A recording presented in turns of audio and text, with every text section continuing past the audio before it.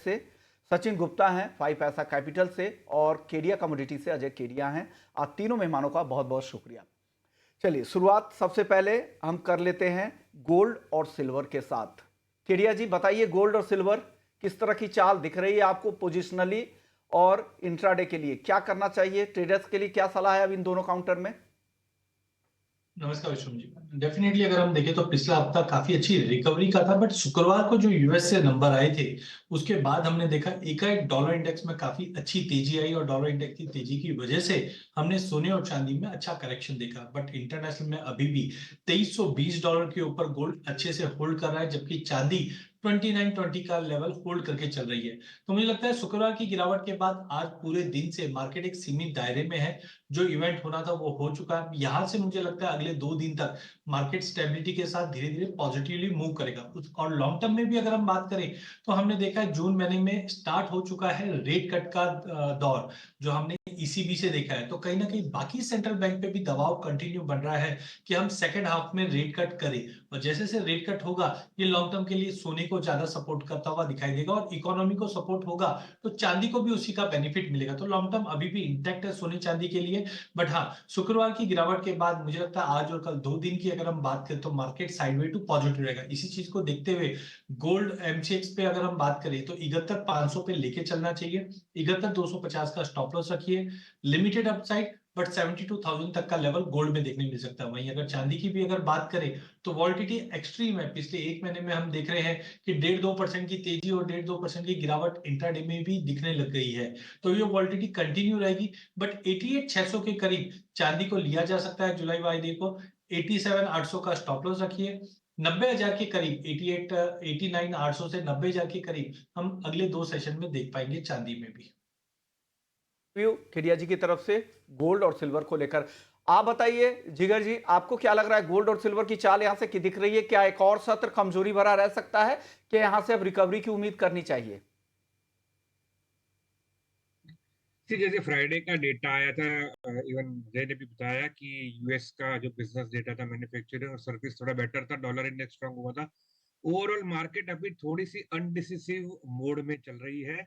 ना तेजी लंबी लग रही है ना मंदी लग रही है शॉर्ट टर्म के लिए। ओवरऑल लॉन्ग टर्म के लिए डेफिनेटली तेजी ही लग रही है, बट शॉर्ट टर्म के लिए थोड़ी अनडिसिसिव है, एकदम शॉर्ट ट्रेडिंग रेंज में लग रही है।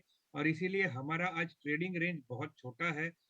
हमें गोल्ड में लग रहा है कि थोड़ा सा इंट्राडे के लिए वीक हो सकता है, इस लेवल पे बेचना चाहिए।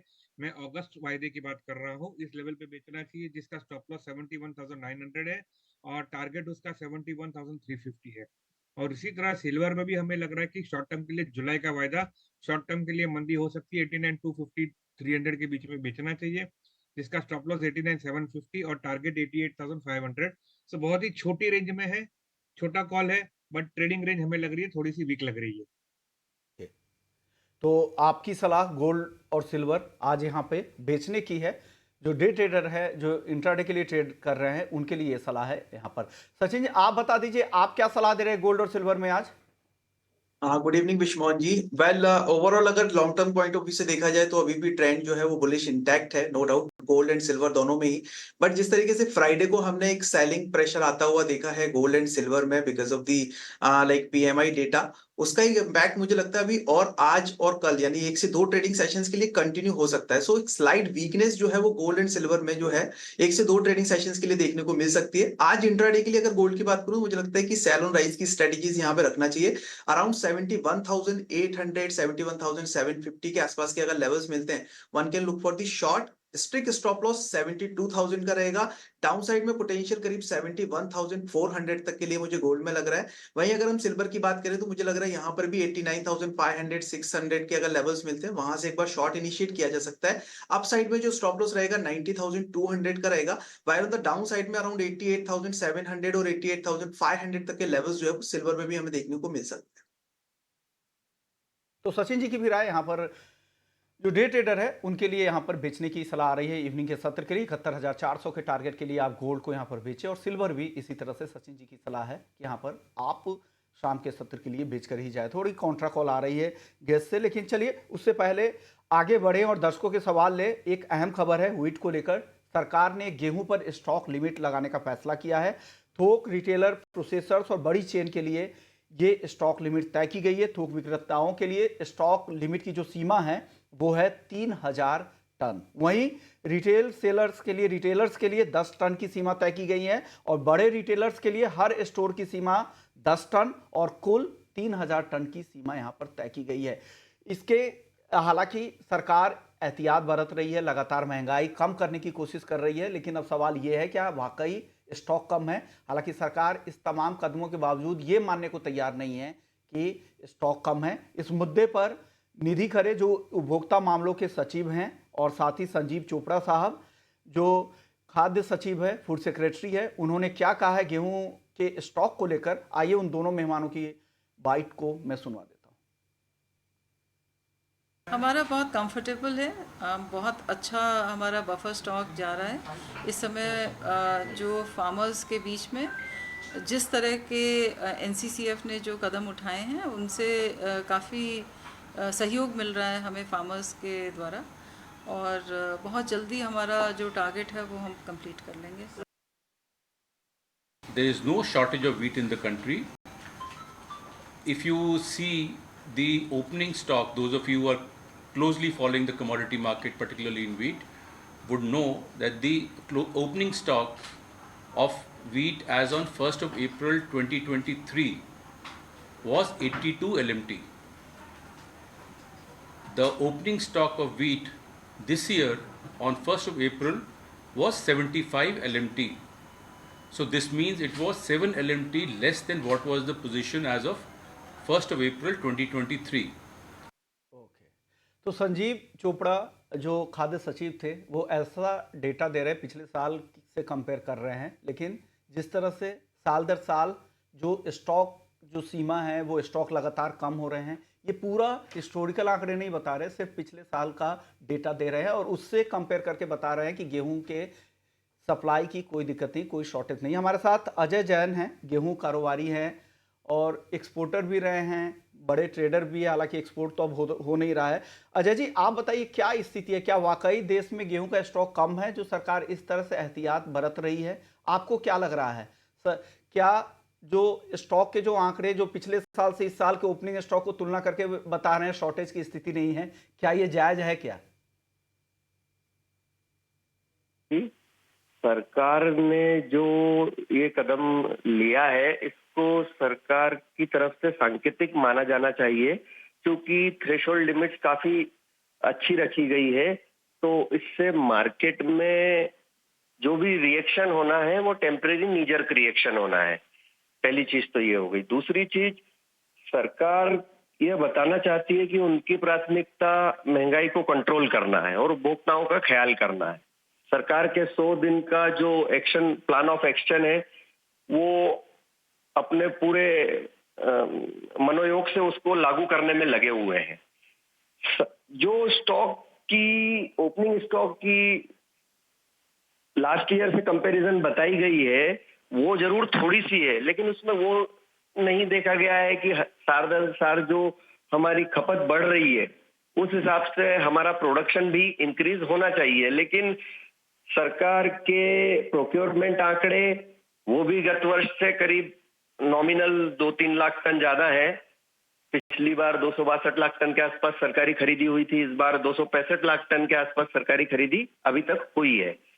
सरकार के प्रोडक्शन नंबर भी ये इंडिकेट करते हैं कि प्रोडक्शन पिछले वर्ष के समान ही है, लेकिन जो डिमांड हर साल 5-7% बढ़ रही है उसको कहीं भी इसमें कैलकुलेट नहीं किया गया है।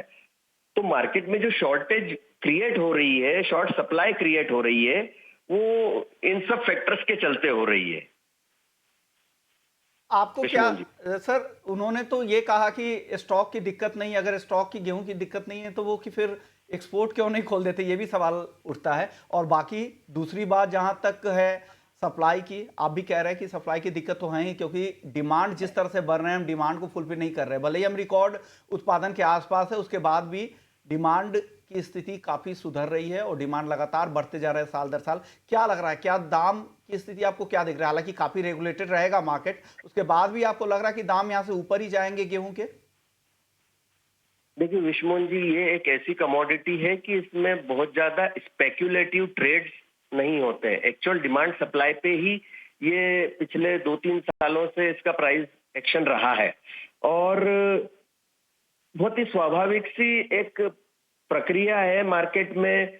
कोई भी अगर ट्रेडर स्टॉक करता है तो उसको अपना एक्सपेंसेस लगते हैं, वेयर हाउसिंग का भाड़ा लगता है, इंटरेस्ट लगता है, वो सब जोड़ के अगर हम कैलकुलेट करते हैं तो वीट की प्राइसेस बहुत रिजनेबल है। सरकार को इस तरह के जो स्टॉक लिमिट वाले एक्शन है वो सिर्फ एक प्रिवेंटिव मेजर्स के रूप में ही हमें देखना चाहिए।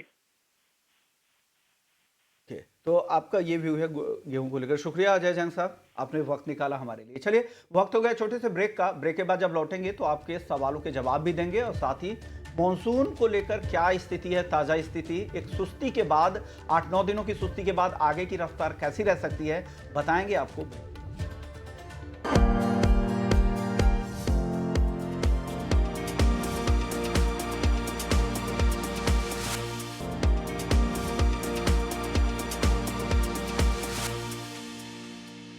ब्रेक के बाद आपका स्वागत है और अब बात कर लेते हैं मॉनसून की। मॉनसून की चाल एक तेज रफ्तार के बाद थोड़ी अब सुस्त पड़ गई है।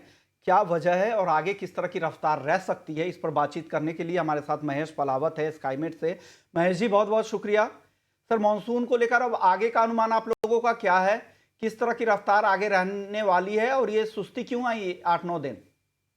देखिए विश्वनाथ जी, ये जो सुस्ती है वो यही था कि जो मानसून को पुश करने के लिए जो वेदर सिस्टम बनने चाहिए, लो प्रेशर एरिया वगैरह कुछ भी नहीं बन रहा था पूर्वी भारत में, और पश्चिम तट पर भी कोई ऐसा वेदर सिस्टम नहीं था। एक साइक्लोनिक सर्कुलेशन था राजस्थान, ये गुजरात के ऊपर, लेकिन अब एक निम्न दबाव की रेखा बन गई है जो गुजरात से लेकर के केरल तक जा रही है। तो अब केरल, कर्नाटक, महाराष्ट्र और गुजरात में मानसून एक्टिव हो जाएगा, तो गुजरात में अब मानसून आगे बढ़ना शुरू कर देगा। और इधर भी उत्तर प्रदेश के ऊपर एक निम्न दबाव की रेखा उत्तराखंड से लेकर के उत्तर पूर्वी राज्यों तक जा रही है। तो ये जो है, इसके कारण मानसून अब आगे खींचेगा। तो 24-25 तारीख से उम्मीद है कि बिहार, झारखंड, पश्चिम बंगाल, उड़ीसा और छत्तीसगढ़, इन इलाकों में अच्छी बारिश शुरू हो जाएगी। 25 तारीख तक ऐसा है कि पूर्वी उत्तर प्रदेश में, और 26 तारीख तक ये बिल्कुल पश्चिमी उत्तर प्रदेश, पूरा उत्तर प्रदेश बारिश में अच्छी देखेगा। और 26-27 से ही बारिश जो मध्य प्रदेश, छत्तीसगढ़ और गुजरात के साथ साथ महाराष्ट्र के सभी इलाकों में अच्छी हो जाएगी। तो मानसून अब मतलब 2 या 3 दिन के अंदर ही काफी तेजी से आगे बढ़ेगा और 28 तारीख तक बारिश बहुत अच्छी शुरू हो जाएगी। उत्तराखंड में पहले ही शुरू हो जाएगी। उत्तराखंड से लेकर के जो दिल्ली है और पूर्वी पंजाब, पूर्वी हरियाणा और पूर्वी राजस्थान, तो यहाँ तक बारिश अच्छी हो जाएगी और मानसून उस समय इन सारे इलाकों में पहुंचने की उम्मीद दिखाई दे रही है। जी, आज कल से जो शुरुआत धीरे धीरे बढ़ेगी, उसकी रफ्तार 28 जून तक और भी तेज होती जाएगी और यहाँ से मॉनसून की रफ्तार अब अच्छी दिख रही है, महेश जी को लग रहा है। महेश जी, मुंबई को लेकर बताइए क्या हो रहा है यहाँ पे, किस तरह की स्थिति बनने वाली है अगले हफ्ते तक? अब अगले 3-4 दिनों के दौरान मुंबई में अच्छी बारिश होगी। कई जगह पर जलभराव भी हो सकता है लो लाइंग एरियाज में, क्योंकि अब जो ट्रफ जो नहीं बनी थी अभी तक, वो बन गई है। हो सकता है कि आज लेट नाइट से बारिश शुरू हो जाए और कल स्पीड पकड़ ले।